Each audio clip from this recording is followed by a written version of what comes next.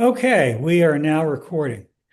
Good morning or good afternoon, everyone. My name is Tim Selden. I'm president of the Montessori Foundation, and this is our weekly webinar called Independent School Leaders Forum.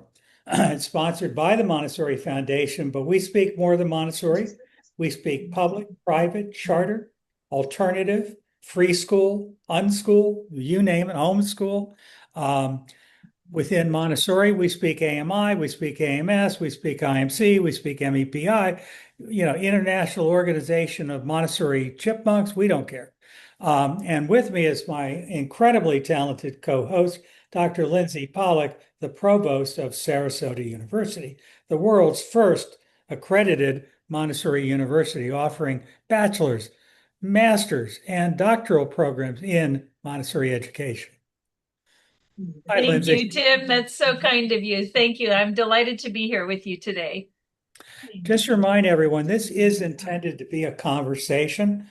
So while I have a slideshow that I will present, I am not in the slightest offended if someone says, hey, I've got a question or I have something I want to jump in here with. And just jump in and we can always stop it. I don't care if we dump the slideshow, this is our time. So this week's topic is how the profession of Montessori school leadership evolved. And I would go further and suggest that, well, my personal experiences within the Montessori world, I also happen to live within the world of the independent school. And I originally trained to be a public school principal. And I've sort of seen what it was like in the 60s and 70s within the public school MED and doctoral level. And I certainly like to think of myself as a student of that kind of organization.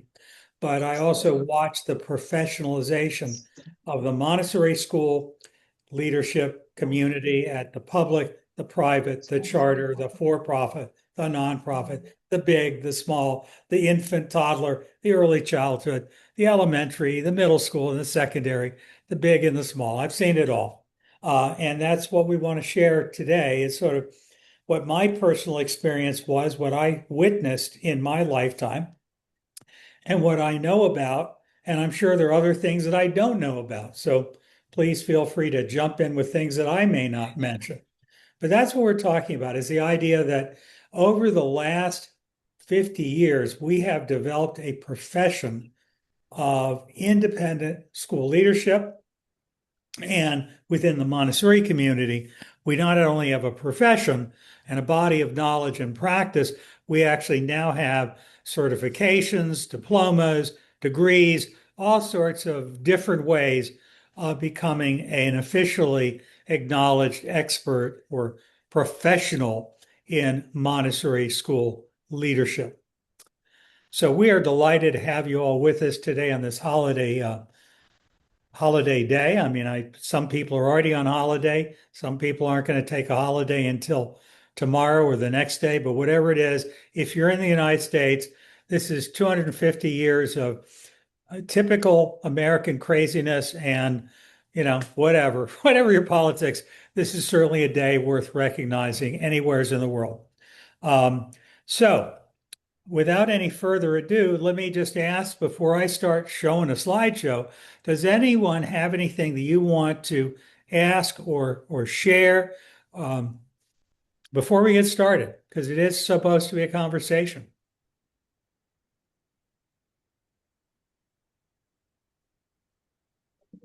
Hearing nothing, I guess I'll get going. Hang on a second, I'll start sharing. Here's what I found.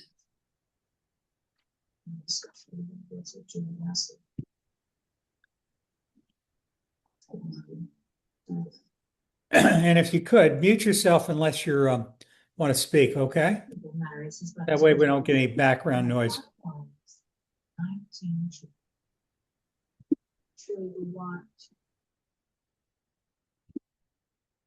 All right, here we go. So today's topic is the making of Montessori school leadership as a profession.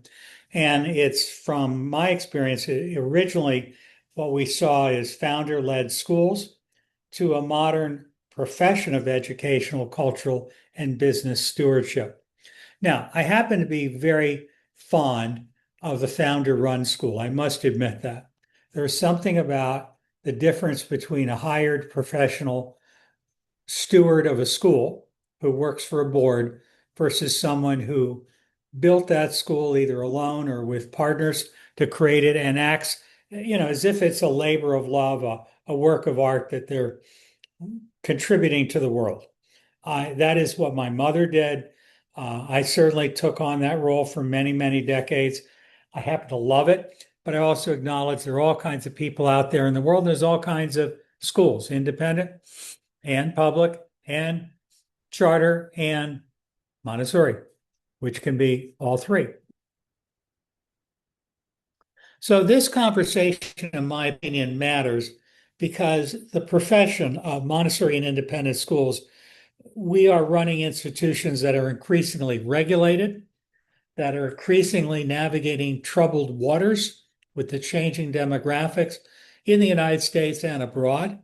After the pandemic, many of us find many challenges, from recruiting teachers to dealing with inflation to dealing with parents that are more skeptical or more demanding in their expectations than ever. And our job is to keep the ship afloat.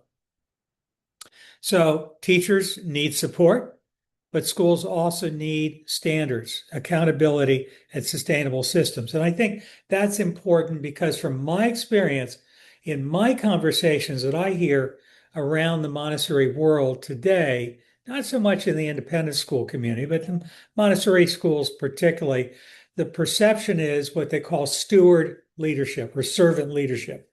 And that is often understood as being there to be an emotional support to teachers who are underpaid, underseen, underappreciated, and they are. There's no question. On the other hand, there's a limit to how much we can bring in from tuition. There's a limit to how much most schools can get from scholarships, grants, subsidies from the government, fundraising. I mean, there's just so much that we have. And we all navigate in difficult waters to figure out what can we do. How do we get enough money to pay the bills, to pay our teachers what they're really worth, which is a lot more than we pay them? And how do we help them understand that money's not enough? I mean, you could pay them $200,000 a year and it still would be exhausting work. The helping professions, nursing, social work, psychology, pastoral work, rabbis, ministers. This is hard work. You take on the troubles of the world and you don't really get to leave the office and put it down. If you work for Costco or Starbucks or Amazon, when you clock out, you pretty much go home and not worry about it. So the issue is, how do we help our teachers to be able to juggle all those balls? How do we juggle the financial demands, the demands on us to navigate regulations, parent demands, marketing, declining numbers of children of school age? I mean, there are lots of things that are happening. And if you work for a board, you either have a good board or you are navigating a bridge over troubled waters. Boards can do more good or more harm than any other institution I know. So again, we have to be experts in figuring out how to get our board in alignment, to get them to agree on what needs to be done, because boards often will act, but they may or may not know what the right thing is, and they may make decisions that are more based on what their spouse wants or what they think is best for their kid or what their friends are telling them, as opposed to what is good for the school 20 years in the future. So we have a lot of different things that we have to do as school leaders. Whoops, went too far. So this story today is told through a very personal lens. I started as a 1-year-old at my mother's school, the Barry School in Washington, D.C. By the time I was 8, I was spending every weekend there, like many kids who have parents who are Montessori teachers or Montessori school leaders. I was there. I was feeding the horses. I was painting the fences. I was doing tours of our summer camp for visitors. I was, whatever needed to be done, planning the bus routes. We did it all. And my experience is certainly limited. On the other hand, I not only got to see my mother's school up close and personal, and I ran it for 25 years, and I've run another great school in Florida for another 30 years. But I worked with more than 1,000 schools as a mentor, a coach, a consultant, a director of school accreditation, an evaluator. I've done a lot of stuff. So I have a fairly broad perspective of what Montessori looks like in New Zealand, Australia, France, England, United States, Canada, you name it, a lot of South Africa. Lots of places I haven't been to yet, but mainland China, Japan, lots and lots of things, big, small, for-profit chains of schools, the conglomerates. I'm on the board of a school in Hong Kong that has 1,200 kids. There's lots of different ways of doing Montessori school. So today is very much personal experience. I keep skipping over. The early pattern that I saw when I started of age, by the way, it's my mother, Frances Selden. That is not me. That's one of her first students in 1932. My mother founded the Barry School. It was a labor of love. It wasn't how she made her money. And so for her, it was absolutely a work of art. It was, she thought of herself as Wendy taking care of the little lost boys and girls. And it was pretty over the top. So the Montessori schools that I grew up with in the 50s and 60s were absolutely built on the shoulders of one passionate leader. The only exception that I saw to that was the Whitby School, which was founded by Nancy McCormick Rambush, but it was founded in someone else's property. It was the Skeckles carriage house in Greenwich. And, it was a nonprofit right from the beginning. It was never intended to be her personal thing. Nancy was not inclined to be a school leader. That wasn't who she was. She was a thinker, a scholar, an organizer. She wanted to change the world. And I always identified with it. And I will reveal a prejudice that Nancy McCormick Rambush and I and my wife and a couple of other friends created the Montessori Foundation together in 1992. So I have a long history with the late Dr. Nancy McCormick Rambush. So the limits of the founder-teacher model and the typical scene that I saw and I still see today in a lot of schools is a one classroom school or a maybe 2 or 3 classroom school, a founder who is a teacher first and maybe has someone in the office running it, maybe just a secretary, and she does the work, after the school day ends. But the bottom line is the limits of being a founder head are that, loving children and loving Montessori is not enough. And many of the early leaders were expected and really had to manage finances. They had to handle recruitment. They had to staff the school. They had to deal with governance if they were nonprofit without any preparation of none. They didn't have, very, very few of us in those days had any real support from the American Montessori Society. It was far away. There was no internet. We would get a big, like an envelope filled with papers that Cleo Munson would send out about how to organize a school and where to get Montessori materials, things like that. So basically, we were making it up on our own, and there were not even books on how to run a private school. It was all pretty much catch and catch can. I must add, by the way, that many of these schools were either created by members of a religious order or they were founded by the spouses of very significantly wealthy people, or they were themselves significantly wealthy. I think of Mary B. Pabst, for example, the Pabst family, who was one of the early AMS board members, or Urban Fleege. And there are any number of these really interesting characters out there who were entrepreneurial, but they came to the table with resources that allowed this to happen. There were publicly funded Montessori schools in the first go round of Montessori back in the 1911 to 1920 era. There were publicly funded Montessori schools in Pennsylvania, Washington, D.C., probably New York City, I know had them. They weren't big, there weren't a lot of them, but there were publicly funded. But when I came along, the first one that I ever remember was in Fairfax County, as I recall. Um, and then later in Xavier started the program with, again, Nancy Rambush, Martha McDermott, Hilda Rothschild in Cincinnati, which was very, very interesting. Um, the second limitation of the founder model is that institutions need systems, not just passion. In other words, to run a school, unless you are incredibly wealthy and you can just keep funding the deficit, you need more than just loving the school. A lot of these schools ended up going nonprofit in part because the founder realized that they needed more money than they had. And so they went nonprofit with the thought that somehow being nonprofit, they would solve all their problems, but which, by the way, they usually didn't. That's not what really happened. But many, many of our schools started as for-profit small businesses, and they grew into being nonprofits by the mid 1970s. By the way, many of those founders were summarily kicked out by their boards.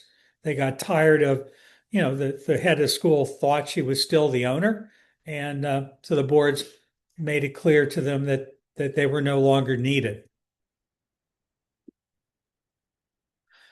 So the question that keeps returning is, does a fine school leader need to have been a classroom teacher? Now, this is true whether you're an independent school leader, in other words, someone running uh, I don't know if you can hear my dog. The FedEx company has just dropped something off, and the Oh, we didn't hear dog, a thing. you didn't. We Well, didn't. I didn't hear it anyway. okay. Well, the puppies are barking. Um, so the question is, do you need to have been a teacher to be able to be a leader of a school?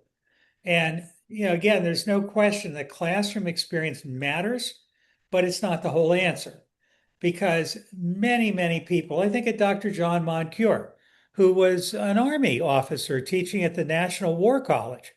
What he knew how to do is to organize projects and to carry things through. He also had enough common sense to know what he didn't know and to approach the school that he was running with reverence and with dignity instead of just overwhelming it. Other people come in and they absolutely blow the thing up, or they basically, again, they tend to over identify with the teachers.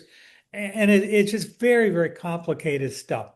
What I will say to reveal my prejudice is this: if you're running a school of faith, and I would argue that Montessori is a faith-based school, and by faith, I don't mean necessarily connected to a religion.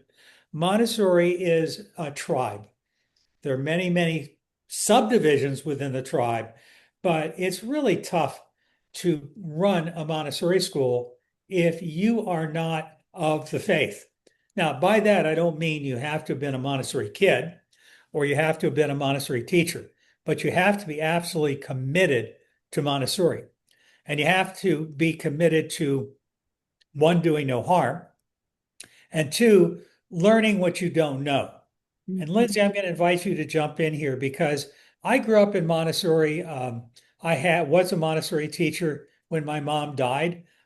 It was a whole different world then, but your experience, as I recall, was you were a teacher and a public school principal, and you got into Montessori the hard way. So, yes, I always say Montessori found me. My experience was that I had been a private school founder and a co-owner in the Houston area, private school.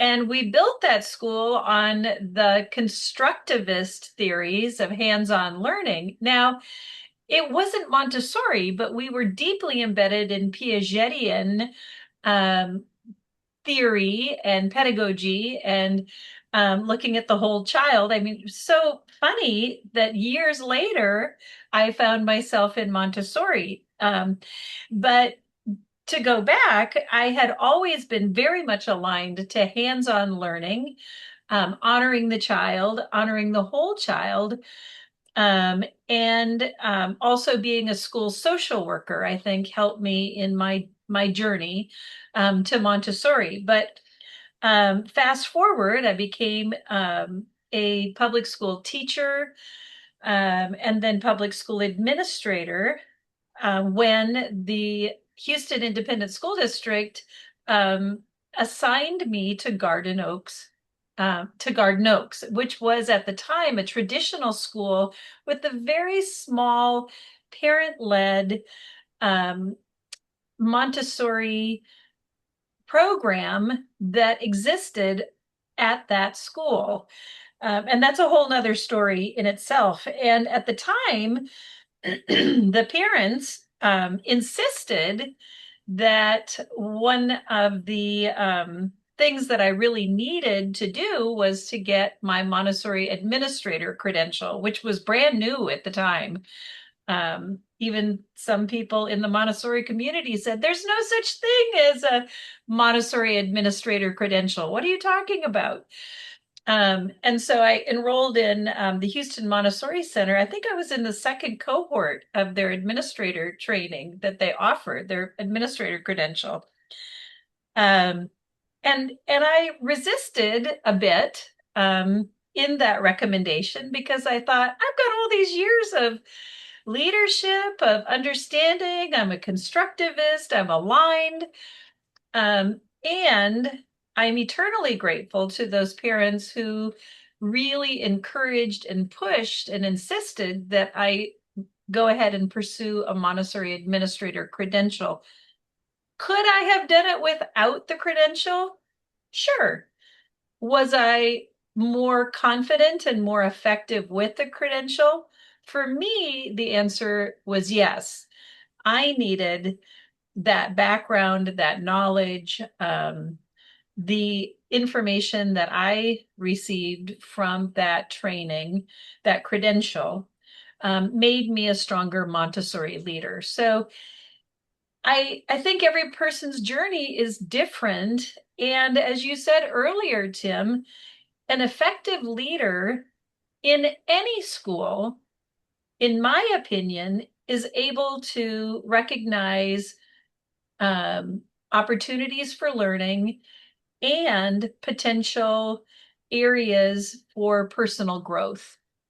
And for me, that was the Montessori that I needed to really round out my toolbox to be most effective in leading my campus. Great. Anyone else have any experience or thoughts that you want to share? How did you become Montessori leaders?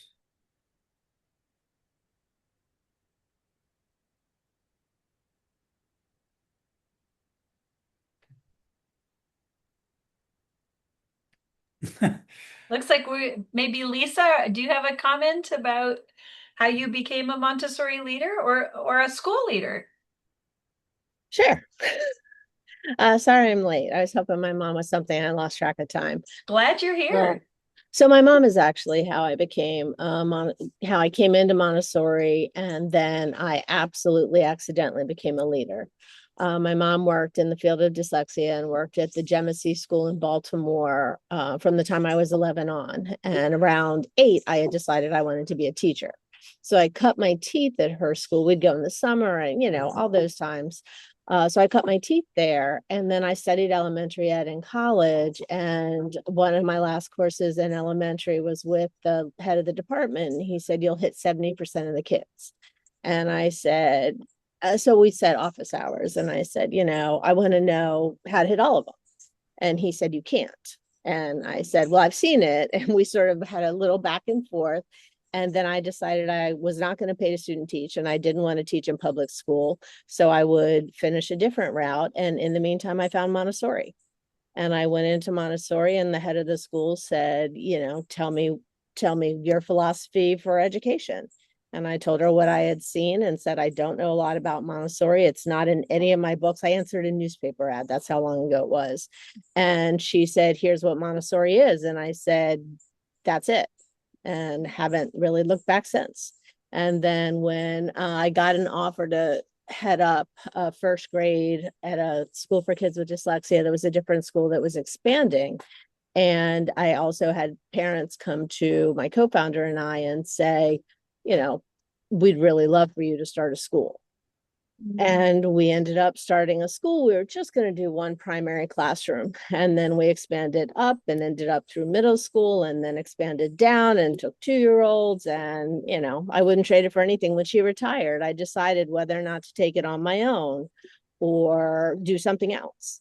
And that was in 2019. And there was nothing else I wanted to do more. There you go. That's Anyone beautiful. else? Thank you for Anyone sharing. else? Regina, what's your experience been? What have you seen and heard and experienced? Tim, I can count on you to call me out when I'm not stepping into it. Between you and Lindsay. At least you're not at an airport, at least. This time I'm not at an airport, correctly. Correct. So, I tread lightly where it comes to carrying the mantle of leadership, just because I feel like that is a part of all of our calling, title, positionality, timing aside. But my official entree into Montessori was in Atlanta after graduating from college, wanting to transition into something more meaningful and in service to community. And I had, I was very young and had been in the music or entertainment industry for a number of years and then in corporate before college, and just wasn't satisfied. And Ayuze is a college classmate of mine. He and some other classmates of his, we all graduated at the same time, but they launched a independent, community-based, Afro-centered, Montessori-informed school. And I was in transition after a major car accident, and communications and HR is my foundational background. And they asked me if I would join the organization as the community engagement specialist, basically.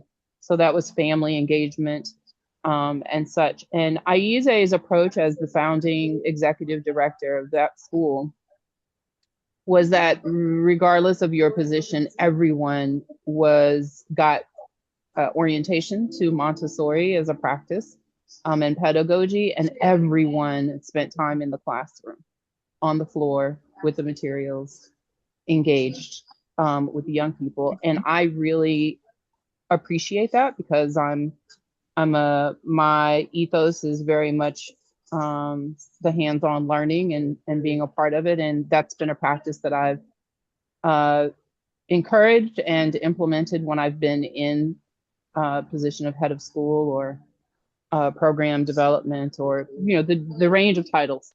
So that was my entree to, and then Aize, he and Rhonda weren't married then, but they were in relationship, and he relocated to DC, and he wanted to go into seminary school.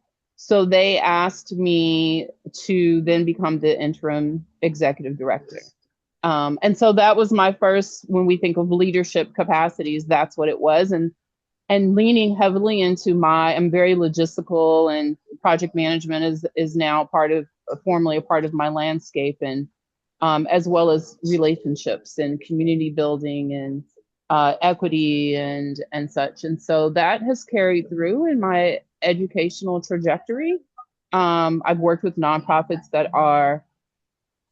they're all involved in education in one way or another, but my return to Montessori was some years later, after working in sustainable ag and food systems and cooperative enterprise and, just a basket of other life sustaining quality of life community type things. But I came back into Montessori incidentally at Butler Montessori, and came in as the after school program coordinator.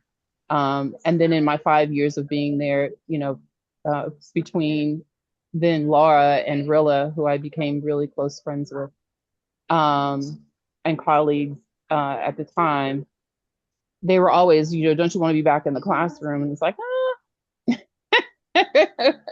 and I was back in the classroom, and I think that that's where the learning occurs. I think my approach to leadership, meaning to be able to coach and to see more than what's obvious, and to be able to be innovative while also amplifying the big work that it pre-exists my coming into a dynamic.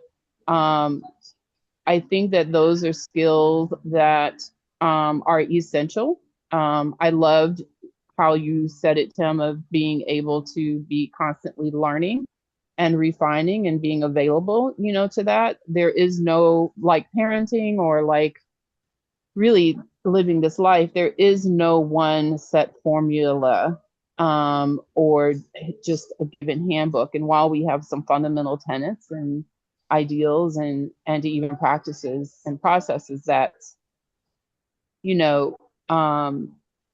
I think it's really important that we see ourselves, I think by categorizing it as being a steward, that helps. Because that really is what leadership is. It's being a steward to the bigger body. It's bigger than the individual, bigger than the title, bigger than,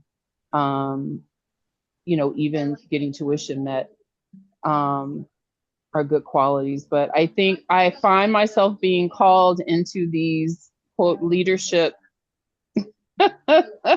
opportunities, capacities, because there's a particular set of skill set that I innately come with, that are complementary at the time that I'm called into those roles or capacities. So I just sort of embrace and try to be of service and productivity at those different times. I don't know if I answered the question, but You did great, Virginia. Thank you so much. And just keep jump in anytime. Does anyone else want to jump in? Again, this is intended to be a forum and not a lecture or a sermon from me, although sometimes that's what it becomes. As I threatened, I think I've dumped my slideshow. I will send a PDF of the slideshow for those of you that want it. But I think that we can do a better job of accomplishing, shall we say, first run at the topic, which is how did the profession of Montessori school and independent school leadership separately but contemporaneously evolve between the late 1960s, early 1970s, and today. Now, again, I will argue that there is such a thing as authentic Montessori.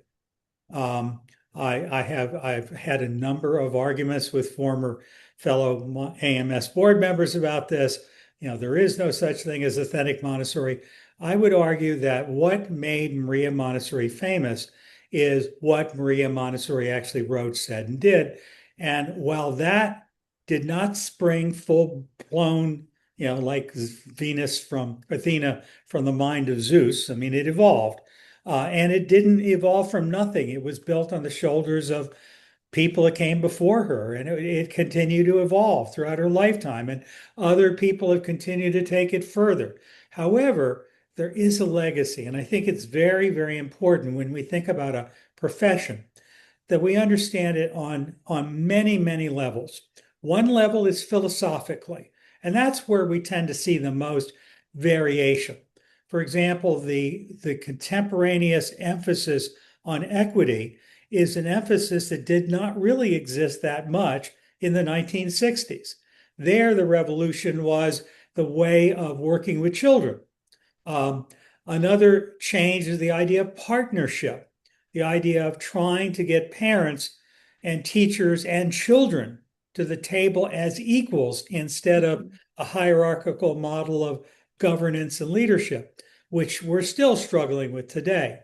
I remember, again, the first time when, again, as an AMS board member, we had people up on the podium, and I kept saying, this doesn't feel right. Circle of equals, circle of equals. We're getting too big for ourselves. The bottom line is there's different ways of doing things, and there's not a wrong way. We create traditions, we create ceremonies, we create our way of articulating who we are and what we want to honor and remember. So, one, every school has its unique identity, its unique culture. And that's part of what makes it Montessori, is the idea that it's got to be coherent. We have a saying that no two Montessori schools are exactly the same. Don't buy into this bit about AMS, AMI, or IMC, or any other group being a uniform stamp of consistency, because it isn't real. There's so many different ways to be a human, to be a Montessorian, to be a Republican, a Democrat, a Jew, a Christian, whatever. The reality is we're all a universe of one. But I think within a school, we have an obligation, a moral obligation, a practical business obligation to develop a distinct culture, a set of how we do things, what we're all about, what do we value, that we're serious about. We've got to walk our talk and carry it out by deliberate design and not by accident, and it changes every time a new person joins the school, or every time a new kid comes in the class, or every time a new parent comes into the school as a parent community. Nancy Rambush always spoke about the shopping mall Montessori school, that we can't do that. Mm-hmm. Your school has got to be consistent from the youngest child to the oldest child, from one classroom to the next, year after year, decade after decade. I mean, obviously things change, but it needs to change in a coherent manner so that people who are your stakeholders, who love you, can come back 20 years later and still recognize that this school, which has evolved and changed, has not blown up what it originally was supposed to be all about. And Regina, I think what you and Aze and others created in DC is a great example of, the idea of trying to create a school that has a distinct mission and identity, and you want everyone on board, not just with a esoteric idea of Montessori, but what is Montessori here? What does it mean for us at the Newgate School, the Barry School, the Lake Forest Montessori School? Every school's got to find its identity. The other is what makes it Montessori. If you're going to talk about a profession of Montessori school leadership, and again, I would argue this is just as true for any non-public school, or any school that is not the neighborhood school where you simply get assigned to it by the district. In other words, if it's school of choice, really, I don't care where the funding comes from. There is a certain difference when people are paying a whole lot of money and each side is choosing each other. There is a distinct difference between that and a publicly funded program. However, they have more in common than not. So if we just keep saying we have to be clear about who we are, and we have to be clear about what is it that creates a profession or style of leadership that is the Montessori way. And again, let's think for a moment and invite anyone to jump in here. What makes a leader of a school Montessori? What are the building blocks of their behavior or what they do? I think keeping the focus on the child and on the humans. I think focusing on the children and the needs of the children and the tools and resources we have to meet those needs without necessarily pulling them along. And I think the humility to do it is really important. And I think sometimes that can be a struggle for some adults coming into Montessori, because it doesn't feel the same as imparting information and imparting guidance. And I think parents understanding the difference between those and staff understanding and us understanding. And I think leading with humility helps tremendously. I have a parent who is a teacher trainer in Baltimore County, And her favorite piece, I just finished with her youngest child in my 2-year-old 2-3 room. And her favorite thing that she comes back to with the school is, she calls it leading from the middle. And she loves that I do what she calls leading from the middle. And I'm equally comfortable. I mean, I do have 0 to 3 and 3 to 6 training, and I do have the 2-year-old classroom, but I did most of my time in 3 to 6, and was trained traditionally in elementary, but I also am the main sub in elementary for the 25 years we've had the school, and I love that level too. And I think the difference in it is being able to hear the students and being able to hear the parents for that matter, and just not taking everything personally. Sorry, that was a lot of talking. No, I think it's very much a piece of what I suspect is something we can all agree on. The idea that the child is the center, not the curriculum, not the state standards, and not our fear that somebody won't like us because we're not making the kids learn. Which doesn't mean that there isn't going to be someone looking over our shoulders saying, you're not doing a good job, and I want my money back, or you don't deserve to be at charter school. So it's a challenge of walking that tightrope of how do we help the child to become the best human being that they can possibly become. The other thing I hear in your piece, Lisa, is whether a child is an infant, a toddler, an early childhood, an elementary child, and certainly from my experience, secondary, I'm a secondary teacher, or adult education. They're all people, and just loving them for what they are. So the idea of there are no second-class citizens, that that we are a circle of equals, in my mind, is part and parcel of Montessori school leadership. But there is a counter to that, because whether you're running a public school, a charter school, which is public, private, public, or whether you're running a for-profit or a nonprofit private school, big or small, you're running a business. People are giving you money in return for doing something. Not sending the kid home injured, not sending the kid home with poop in her pants, hopefully helping the kid to learn something. People are expecting you to keep them safe. And so we have to think about, what's our relationship with our employees? We certainly don't use guilt and shame. On the other hand, we do have expectations. And so that whole issue of how do we can't be friends to everyone. This is not a family. This is a business that we're running. Again, that's a weird term, but there's money to steward. There's legal obligations to take care of. There are markets that need to be worked. We have to communicate what it is that we offer and who we're looking for. And ideally, we're trying not to convert people, but rather to help people figure out, are we your mother? Am I your mother? Is this the right place for you and your child? Are we going to be able to make each other happy? Which to me also implies a two-way covenant, a commitment to each other that can't be entered into casually. Marry in haste and repent at leisure. The other thing I keep talking about is the idea that the Montessori child can never be replaced. It doesn't mean that if a child comes to us for a year and leaves after a year, that it was all for nothing. That's not true. I mean, 1 year of Montessori is better than no Montessori. But I think we would all agree that the younger they start and the longer they stay, and the less attrition and turnover we get within a school, the more likely we are to be able to build up a strong, stable community of thought and strong relationships among the stakeholders.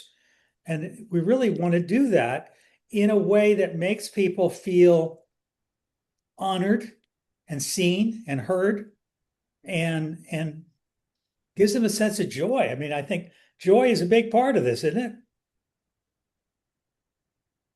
I would hope so, Tim.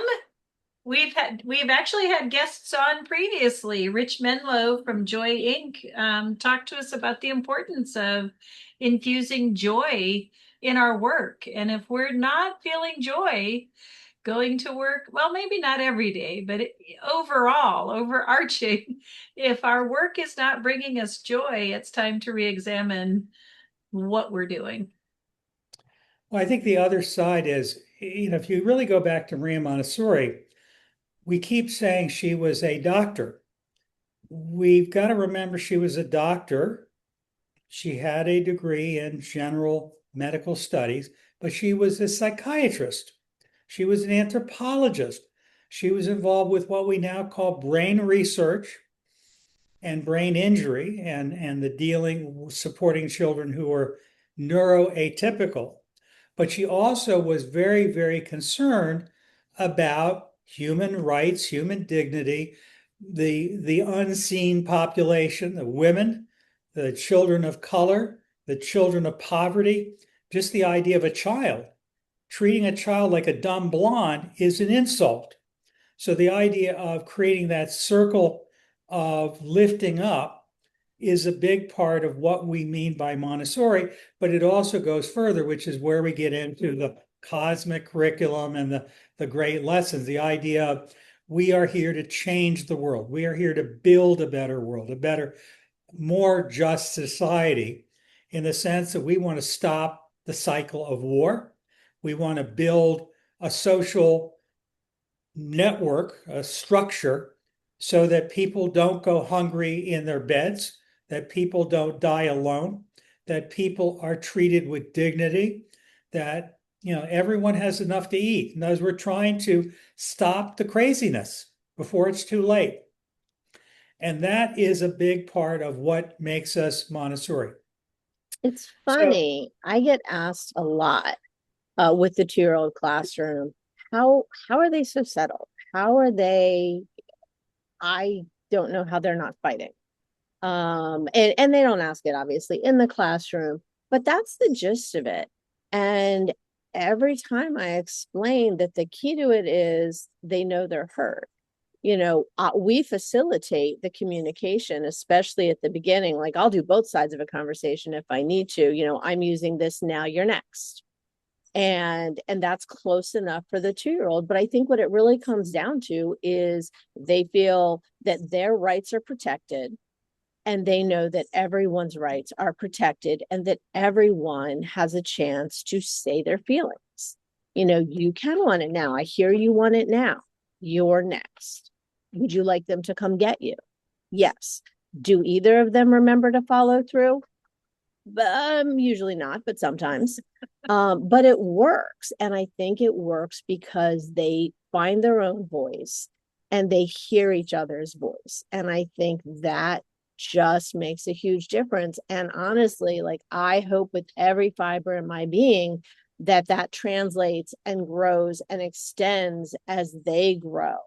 And that is that ripple that helps change communication. Like, it sounds silly saying it out loud, but it sounds less silly in my head.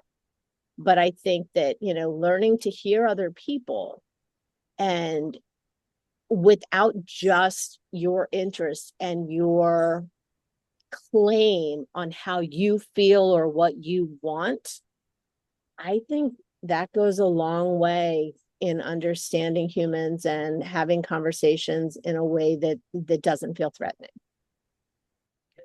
I think one of the other things that we need to look at is what are some of the challenges we have as Montessori schools and school leaders. One of them is that we lose kids at the age of 4 or 5 to other schools, to other programs, public, private, whatever. As we get older grades, we tend to have fewer children. In Montessori, back in 1968, I was told that it took 5 children's houses to produce 1 elementary junior class.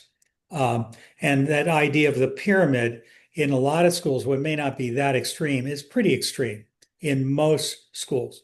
Even public schools tend to lose kids as the grades get up. And so the question is, what's wrong with this picture? Is it the parents making the decisions? Is it all about money? Because even when money's not the issue, we tend to hear people in the public sector saying, we're having a hard time holding on to these kids in a lot of cases. Not all, but some. And so I think I really invite us to take a look at an organization called AERO, AERO, Alternative Education Resource Organization. AERO represents the free schools, the democratic schools, the schools that are really oriented to have kids as full partners in the school itself. Now, some of them, in my opinion, are kind of messy and dirty and the opposite of Montessori, and God knows how these kids get an education, but they do get an education. They can be amazing.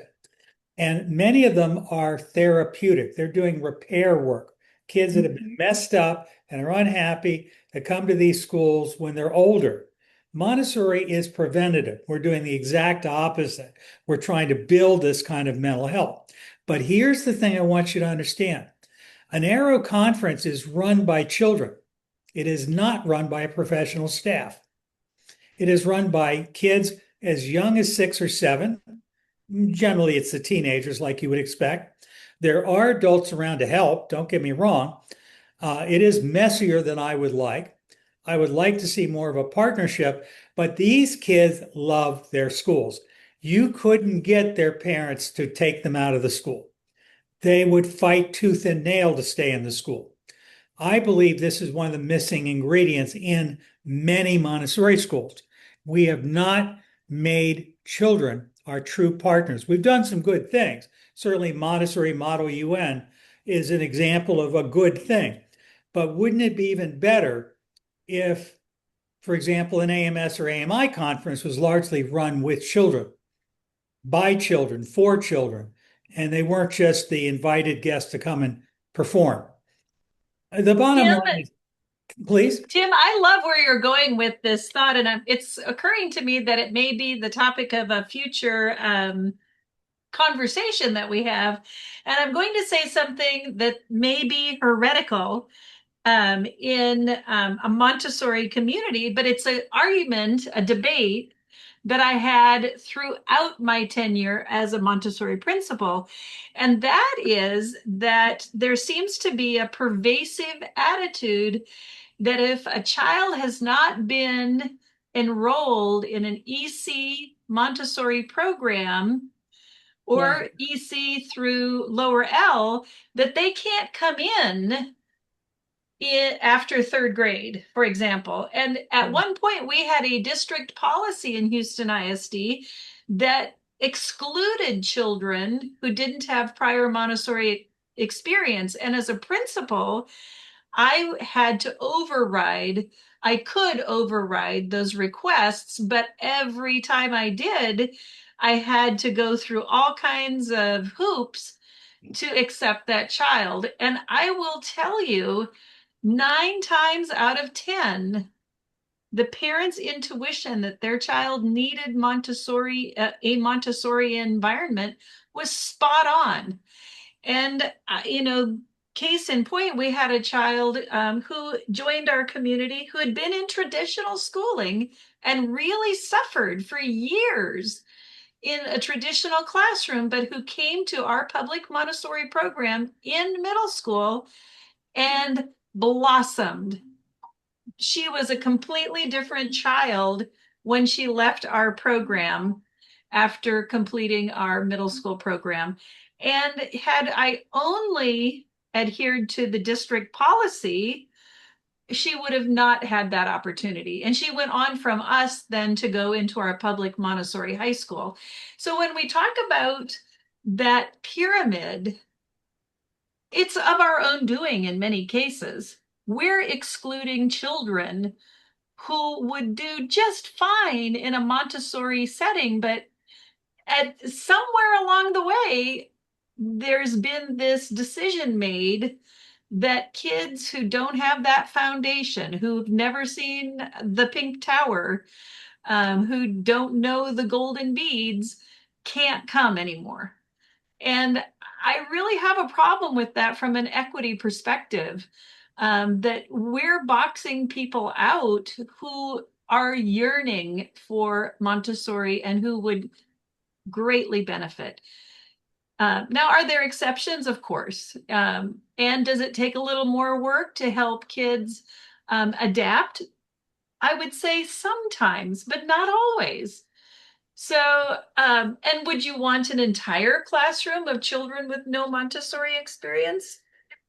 Most likely no.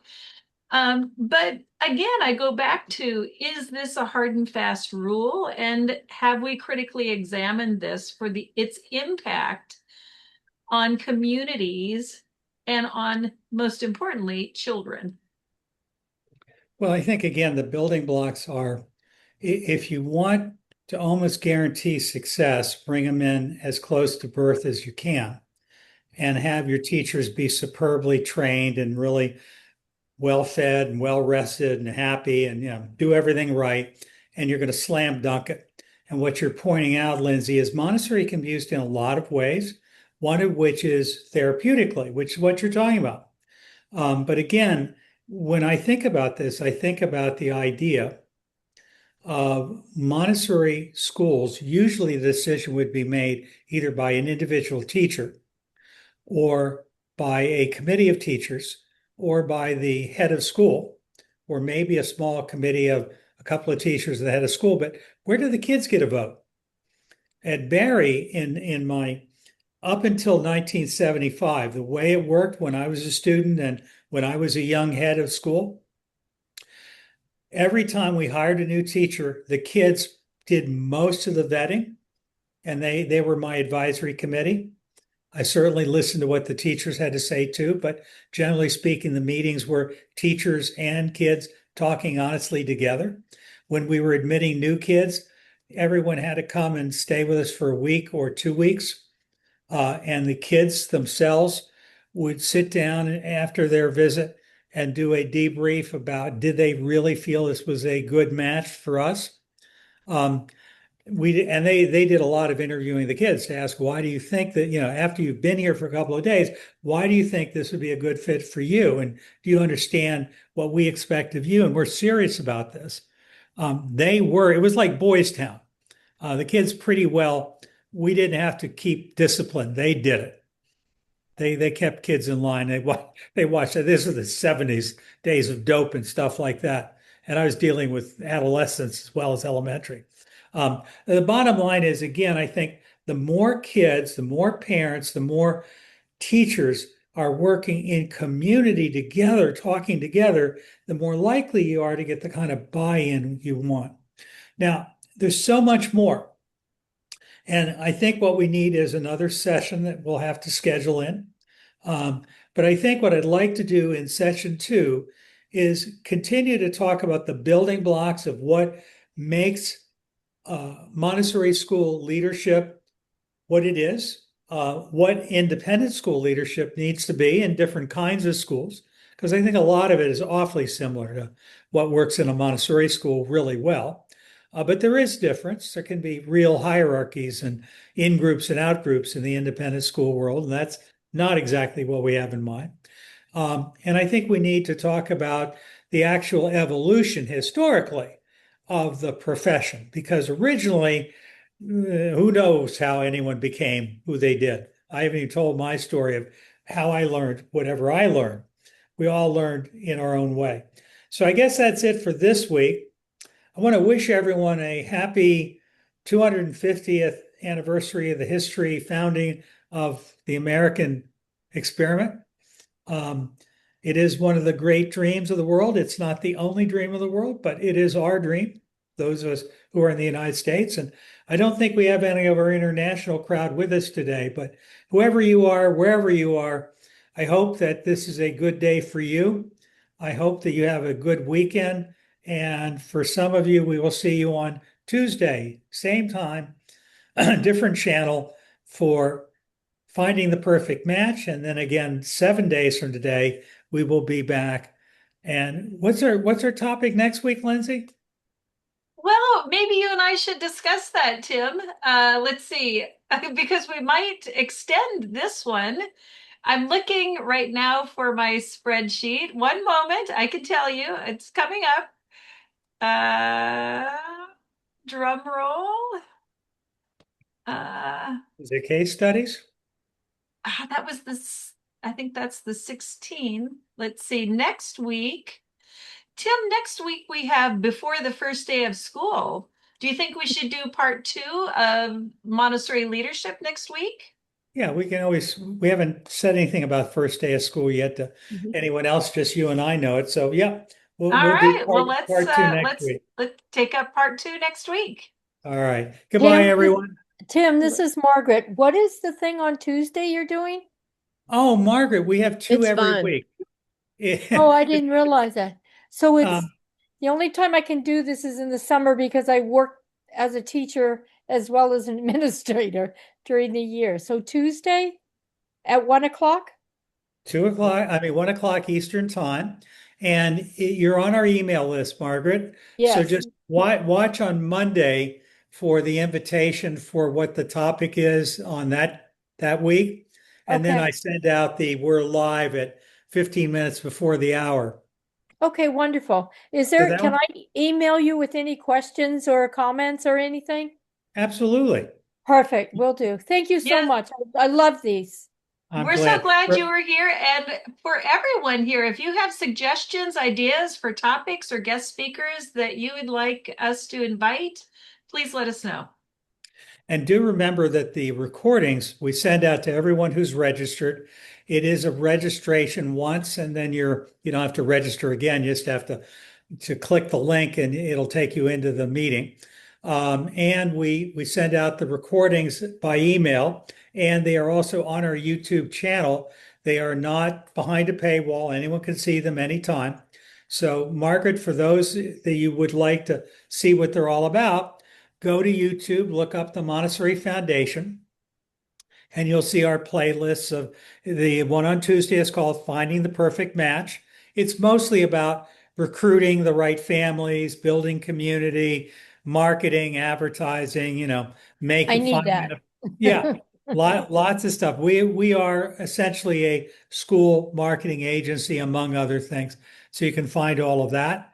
And on Thursday, again, it's about general leadership of Montessori and other schools, independent school leaders forum.